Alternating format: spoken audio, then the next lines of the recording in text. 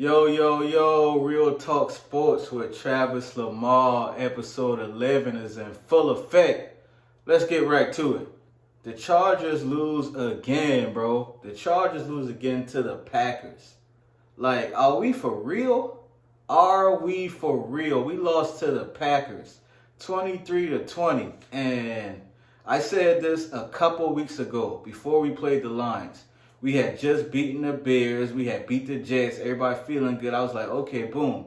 We got the Lions coming up. That game is going to tell me everything I need to know about the season. Whether we should be fighting, making us push for the playoffs, or we should, just go ahead and really focus on next year and do what we can to not be in draft purgatory and get a top 10 pick. And what happens? Not only does the Lions beat us, but then we lose to the Packers. And I'm not here trying to bash the Packers, but come on, bro. They got 4-6. They got the same record as us after beating us. Like, it's crazy. Let's go over these numbers real quick. Justin Herbert, 21-36 for 260 yards and 2 touchdowns. And he had 8 carries for 73 yards. So Herbert used his legs a lot more than he usually does. And that's a good sign. He can run. He doesn't run often, but he can run the ball. And he had 2 touchdowns, no turnovers. So that's a good thing. Eckler had 10 carries for 64 yards. So we had over 150 rushing yards in total offense. And for the Chargers, that's a good thing. That's not usually what happens, but it was not enough to win the game. And Eck had a big fumble in the red zone on like the 5-yard line that took points off the board. And of course, our leader, our captain, Keenan Allen, once again, 10 catches, 116 yards, and a touchdown. Like, that dude balls out no matter what. So shout out to Keenan Allen, our leader, our captain, who's always making plays week in and week out. Now, he did have a drop in the third quarter. I think the sun was in his eyes because Keenan Allen don't drop passes, man. He had a drop that would have been a touchdown, but he made up for it. In the fourth quarter, midway to fourth quarter, he scored a touchdown to put us up by 3. And that's what real leaders do. They make plays. If they have a mistake, they make up for it when it matters the most. And Slade did that. But ultimately, it was enough. The defense, once again, was horrible. Jordan Love had a career high in passing yards. 322 yards. That's his career high. If you want to have the best game possible, play against the Chargers defense. Because they're going to make you look like a darn Hall of Famer. Like, Jordan Love has been, at best, average. And we made him look like a really good quarterback. And that's ridiculous, man. We missing tackles. Receivers running wide open all game. Like, if you look at the game, I'm like, bro, why is everybody so open? Like, what's the scheme here? Like, the defense got to be better than that, bro. Like, come on. Very little pressure. We had a couple sacks, but it felt like Jordan Love was just comfortable in the pocket. And he, like I said, he's not been playing like a really good quarterback this year. But, of course, our defense made him look great. 3rd and 20 late in the fourth quarter. 3rd and 20. Green Bay is backed up in their own territory, and we get a defensive pass interference to give them the first down. Like, come on, man. Like, what are we doing? 3rd and 20? Like, if they got to punt that ball, we might can ice the clock and win the game. But Chargers being the Chargers, that's how we rock. You know what I'm saying? And it's frustrating, bro. It's really frustrating, man. Quentin Johnston, our rookie, had the big drop at the end of the fourth quarter. The big drop. Everybody's going to talk about it. And it's like, I don't want to be too hard on him. You got to catch that ball. If you catch that ball, we are in field goal range immediately. And we at least can kick the field goal to tie the game and go into overtime. But he dropped it. Coming out of college, that was a knock on him. He drops passes. So it just reared its head at the worst moment. But before that, Justin Herbert demons, those fourth quarter demons, they rose up because the drive before that, 3rd and 10, what does Justin Herbert do? Take a sack. And luckily, we got the ball back, under a minute left. And then 4th and 1, after the big drop, what does he do? He throws a pass that gets batted down at the line of scrimmage. This dude finishes games very iffy, man. Every time when the game on the line, I can't make it up. Granted, Quentin Johnson should have made that catch, but he didn't. He dropped the pass. We got to move on, and that was crucial, and we lost. So now, guess what? We got the Ravens prime time Sunday night coming up. Now, Chargers Twitter and Chargers fans, y'all delusional, bro. Y'all not like me. I'm not like y'all. We are not the same, and I'm going to keep saying that. We are out of playoff contention. Y'all out here, well, mathematically, we're still in. We still have a chance. If you're a real fan, you should, cut that out, bruh. We're not a playoff team. We just lost to the Packers. And what's going to end up happening, like I've been saying for weeks, we're going to end up in draft purgatory and not get a top 10 draft pick. And y'all going to be happy because we squeak out 2 or 3 more wins when we could have just, had a top 10 draft pick. I don't want to outright say lose every game because I'm a competitor. But come on, man. Be realistic. Be realistic. What you think Lamar Jackson and the Ravens about to do to us on primetime Sunday Night Football? It's frustrating, bro. It's frustrating. But this season right here, is a wash. It's a wash. On to next year. Real Talk Sports with Travis Lamar, episode 11 is in full effect, and I've been waiting for a long time to do this segment, Real Talk. I've been waiting for this segment, and I've been trying to just let it, let the juices flow, and all these pundits putting out their lists, and everybody got something to say. Well, here's my list. Top 5 receivers in the NFL 2023-2024 season as of week 11. So I'm not talking about history. I'm not doing no projection. I'm talking about right now.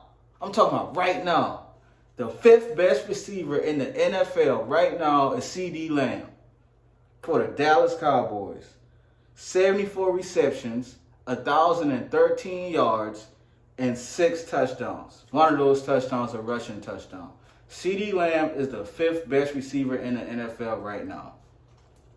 The 4th best receiver in the NFL right now is my guy, Keenan Allen.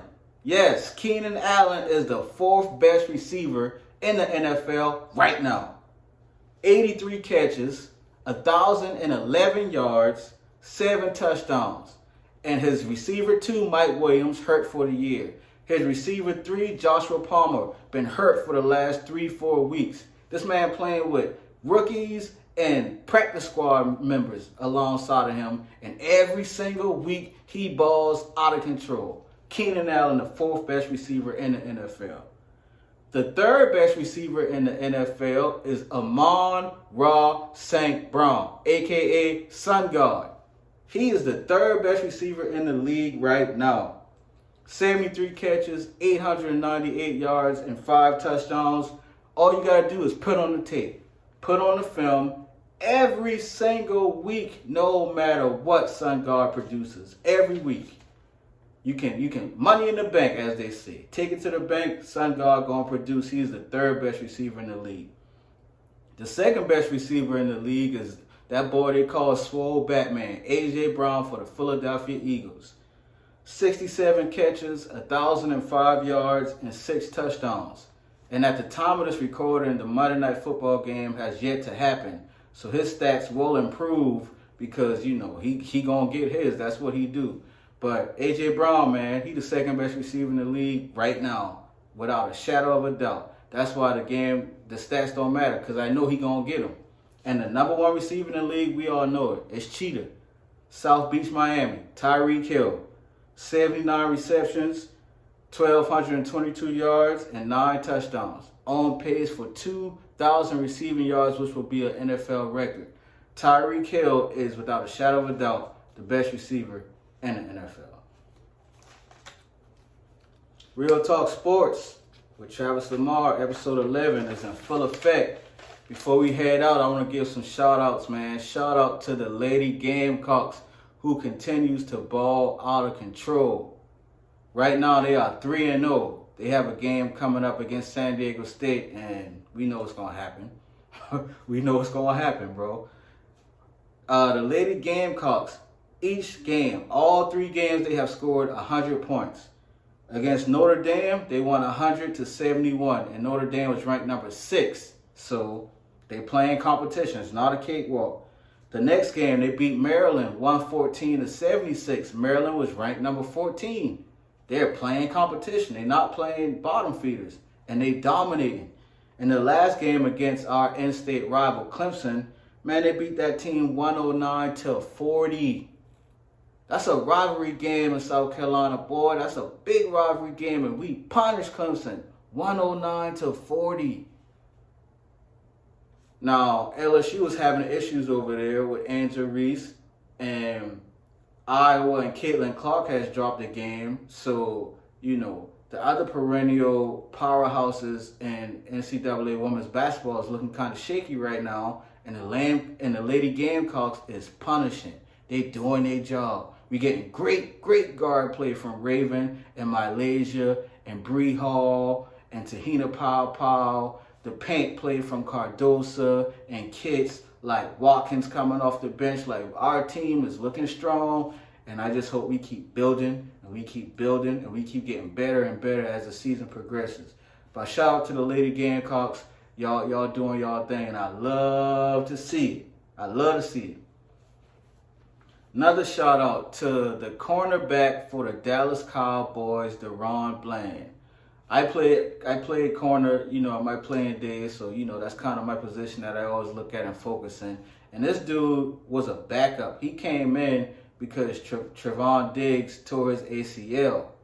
And Deron Bland now has not one, not two, not three, but 4 pick sixes in the NFL. That's tied for an NFL record. My gosh, I hope he breaks it. I hope he get at least one more pick six before the year ends and etch his name in NFL history, because at corner, at defensive back, there's nothing better. There's nothing better than getting a pick six. I hesitate a little bit because I was a physical corner, man. I love that big hit when you lay that hit and you hear the crowd go, ooh! Like, that was my jam, bro. For me, that was my best feeling. Laying that big hit on somebody, bro, and you hear the crowd. Oh. Yes, Lord. But a pick six is real close to that, bro. Real close. And, you get points for your team. So, from a team standpoint, that's the best thing you can do at corner. And Deron Bland, who is in because Trevon Diggs is hurt, comes in. And that dude got 4 pick sixes, man. So, I just want to give bro a shout out. And I hope you make history and get one more before the year ends. And the final shout out, Real Talk Sports episode 11, goes to none other than LeBron James, King James himself, man. Like, you can love LeBron, you can hate LeBron, you can feel however you want to feel about LeBron. LeBron had to grow on me personally. I ain't gonna cap, but there's no way you can take away that there is no athlete in the history of sports who has ever done what he's doing. This man is 38 years old, bruh. 38. This is his 21st year in the NBA. He has literally been playing in the NBA for an entire generation, 20 years plus. And listen to his numbers this year. 26 points, 8 rebounds, 7 assists, playing 34 minutes a game. That is the oldest NBA player in the league right now, averaging 26, 8, and 7. His career average is 27, 7, and 7. So at year 21, 38 years old, LeBron is still averaging his career best. Bro, who's ever done that? 21 years? Nobody. Well, Tom Brady is the closest thing, but Tom Brady is a pocket